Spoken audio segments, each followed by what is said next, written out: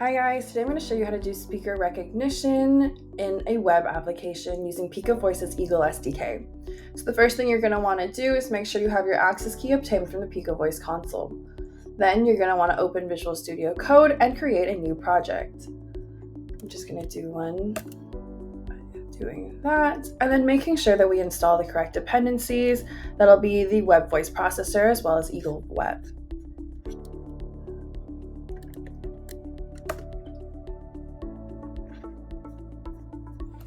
All right, now I'm just going to open the file. And within this project, we're going to want to create two other files. One called index.html and another called app.js. Within index.html, you're going to want to copy and paste the following code in.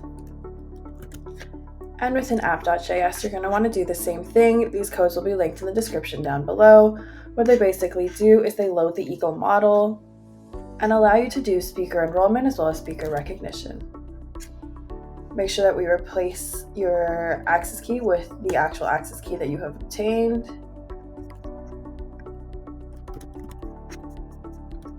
All right, and then we can run the server locally.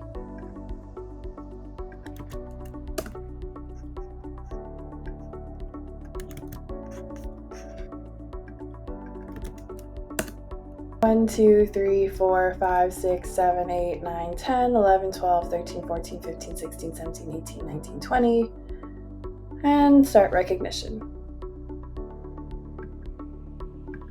And as you can see, when I'm speaking, it's about a 1, and if I don't speak, thank you for listening and visit Picovoice AI for more tutorials.